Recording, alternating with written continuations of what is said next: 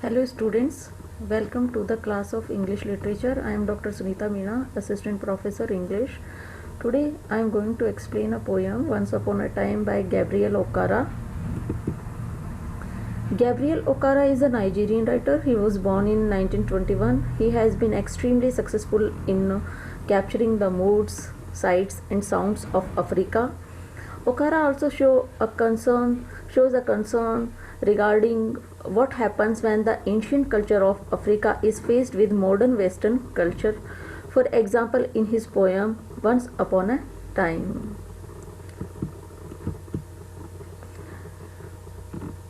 His full name was Gabriel Imomotimi Gabenben Okara. He was born in Bomundi in Baishala State. He studied journalism at Northwestern University in 1949. He was largely a self-educated man. His popular poems were Piano and Drums and You Laughed and Laughed and Laughed. His poetry mirrors his anxiety about colonialism. His novel The Voice and this poem mainly focuses on critiquing soulless lives and machine-like existence of modern-day humanity. Many of his manuscripts were destroyed during the Nigerian Civil War. In 1979, he was awarded the Commonwealth Joint Poetry Award. Brief summary of the poem. The poem Once Upon a Time tells us about the emptiness of modern society. Everything we do is artificial. The poet explains what happens when a traditional African culture meets the forces of Western way of life. क्या होता है जब African traditional culture जो है western way of life के साथ में clash होता है. The poem tells of the conversation between a father and son, where the father wants to learn from his son how to go back to normality and no longer be fake. Father सन से यहाँ पे जो poem है वो father और सन के बीच में एक कॉन्वर्सेशन है. यहाँ पे जो सन है वो देखना चाहता है कि कैसे जो अफ्रीकन कल्चर है जो वो सीखना चाहता है इनोसेंस अपने सन से. फादर अपने सन से इनोसेंस सीखना चाहता है कि कैसे नॉर्मली बिहेव किया जाए. Also, the poem gives the impression of genuine emotion given off by the people. Themes of the poem change. Change जो है वो थीम है पोएम की कि कैसे लोगों का बिहेवियर चेंज हुआ है. वो फॉल्स और अनट्रस्टवर्दी हुए हैं. पहले लोग नेचुरली बिहेव करते थे, नॉर्मली बिहेव करते थे, लेकिन अब आर्टिफिशियल हो गए हैं. Influence. The influence of the Western world on African nations, countries like Nigeria were more honest before being developed by the West. जो अफ्रीकन नेशंस हैं, नाइजीरिया है, वो बहुत ही ऑनेस्ट कंट्रीज थी before being developed by the west. लेकिन जैसे ही कलोनियलिज्म आया, कलोनियल पीपल आए वहाँ पे, उन्होंने वहाँ पे अवेयरनेस फैलाई, तो लोगों को उन्होंने क्या बना दिया, डिसऑनेस्ट बना दिया, अनट्रस्टवर्दी बना दिया, फॉल्स बना दिया. Dishonesty hiding true intentions. लोग अब डिसऑनेस्ट हो गए और अपनी ट्रू इंटेंशंस को ही छुपाने लगे. Innocence childhood. मासूमियत चाइल्डहुड यहाँ पे एक और थीम है पोएम की. The poem is written in first person narrative. It is written in free verse, unpoetic as it seems natural and conversational. Poem जो है वो अनपोइटिक है क्योंकि यहाँ पे नेचुरली ऐसा लगता है कि भी एक नेचुरल कॉन्वर्सेशन चल रहा है सन और फादर के बीच में. Structure make it seem like he is actually talking to his child. Structure ऐसा लगता है जैसे कि एक्चुअल में जो फादर है वो अपने सन से बात कर रहा है. Once upon a time, now come to the text. Once upon a time, son, they used to laugh with their hearts and laugh with their eyes. But now they only laugh with their teeth, while their eyes block cold eyes search behind my shadow. Father सन को बताता है कैसे एक बार ऐसा समय था जब लोग दिल से एक दूसरे से मिला करते थे और अपने हर्ट से एक दूसरे से हैंडशेक करते थे. But now they only laugh with their teeth, लेकिन अब केवल अपने दांत दिखाते हैं, मतलब फेक हंसी वो दिखाते हैं लोगों को। While their ice block cold eyes, जबकि जो उनकी ice block cold eyes because there is no sentiments and emotions in their eyes. Search behind my shadow, ऐसा लगता है कोई मुझसे मिलता है आजकल तो उनकी आंखें तो एकदम विदाउट एनी इमोशन होती हैं, सेंटिमेंट्स होती हैं, और वो मेरी शैडो के पीछे कुछ सर्च कर रहे होते हैं। मतलब लोगों का इंटरेस्ट ही नहीं होता एक दूसरे में, लेकिन फिर भी वो अपने चेहरे पे नकली हंसी हंसते हुए मिलते हैं। There was a time indeed, फिर से वो सन को बताता है कि एक बार ऐसा समय था वास्तव में। दे use to shake hands with their hertz, जब लोग दिल से हाथ मिलाया करते थे। बट दैट्स गॉन सन, लेकिन वो समय जा चुका है सन। Now they shake hands without hertz, लेकिन अब जो लोग हैं वो विदाउट, बिना अपने दिल की इच्छा के एक दूसरे अनविलिंगली अपने हैंड शेक करते हैं। While their left hand search my empty pockets, जबकि जो दूसरा हाथ है वो तो देखता है कि पॉकेट में दम कितना है, मतलब बंदे में कितना दम है, ये कितना रिच है, इसकी सोसाइटी में क्या जो प्रेस्टीज है वो लोग देखते हैं। एम्प्टी पॉकेट्स का अर्थ है यहाँ पे कि जो लोग हैं उनकी प्रेस्टीज कितनी है सोसाइटी में, ये देखकर ही अगला जो व्यक्ति है उनसे बिहेव करता है। Feel at home come again they से, and when I come again and feel at home once twice there will be no thrice, for then I find doors shut on मी। लोग मिलते हैं, कहते हैं हमारे घर पे आना, feel at home, comfortable feel करो, और जब हम घर पहुंचते तो कहते हैं कंफर्टेबल फील करो और दोबारा आना, कम अगेन, दोबारा आना। दे से, वो कहते हैं, and when I come again, father कहता है जब हम लोग जाते हैं दोबारा से, एंड फील एट होम करते हैं, उनके घर पे घर जैसा महसूस करते हैं, कंफर्टेबल महसूस करते हैं। वंस ट्वाइस, एक या दो बार, लेकिन तीसरी बार कभी भी कोई नहीं बुलाता। For then I find doors shut on me, तीसरी बार या बार बार रेगुलरली हम किसी के घर पे जाएंगे तो वो हमारे लिए दरवाजे बंद कर देंगे। जो मॉडर्न सोसाइटी है उसके जो लोग हैं वो आज ऐसे ही हो गए हैं। So I have learned many things, son.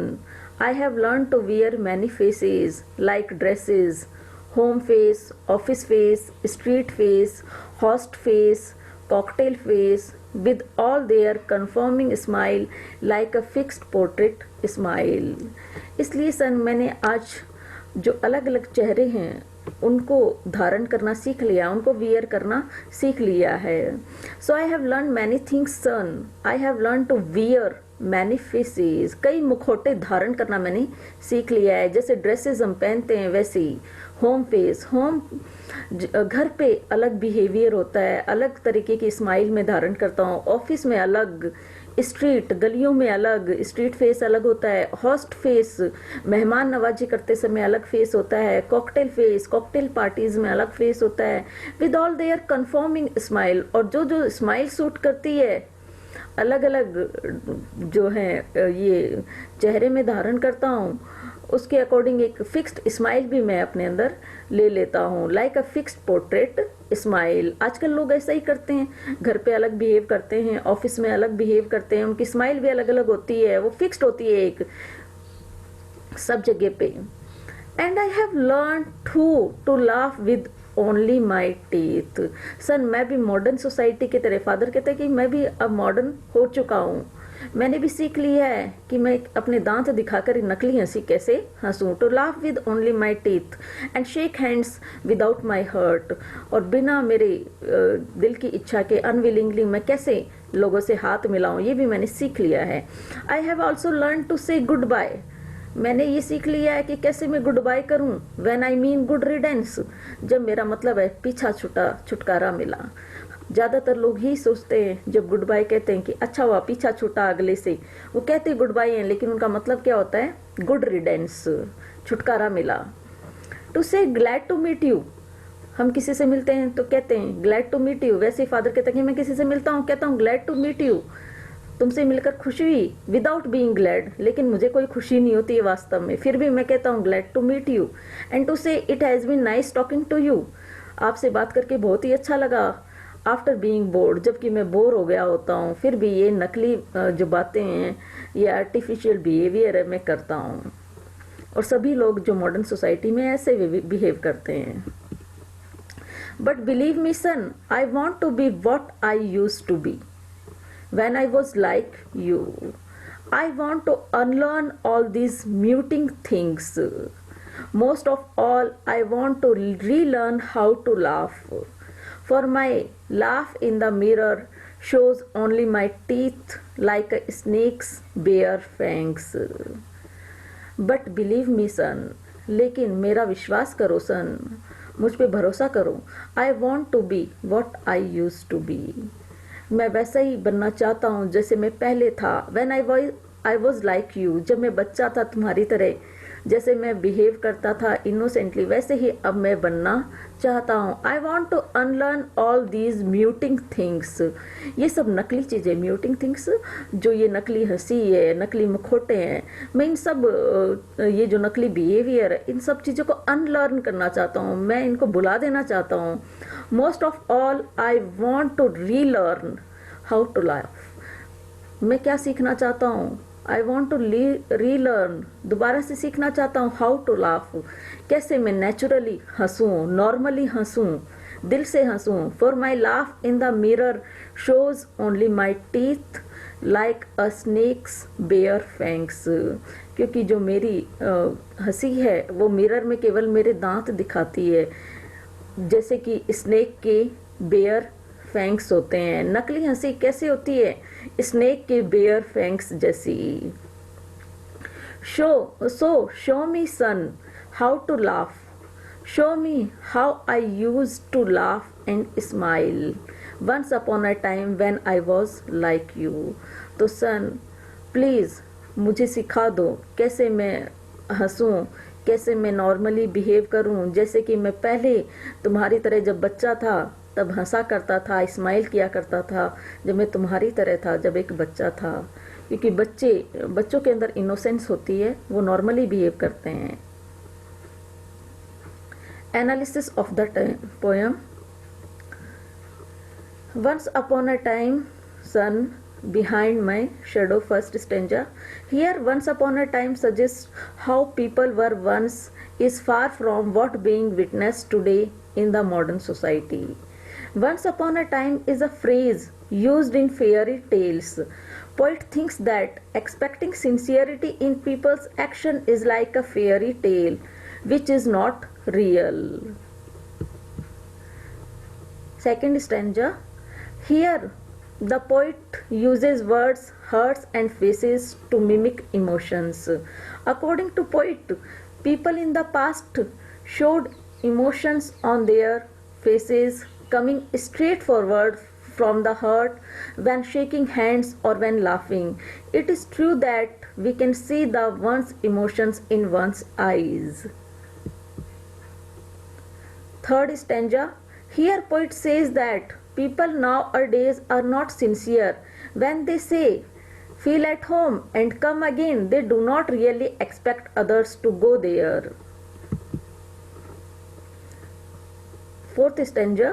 The speaker tells us that he has learned to deal with this fake and insincere world by changing himself to one of those people. Like others, he too hides his real feelings. He says that he has learned to wear many faces like dresses. Just like people keep changing dresses to suit different occasions, here the poet has learned to behave differently in different situations according to modern society.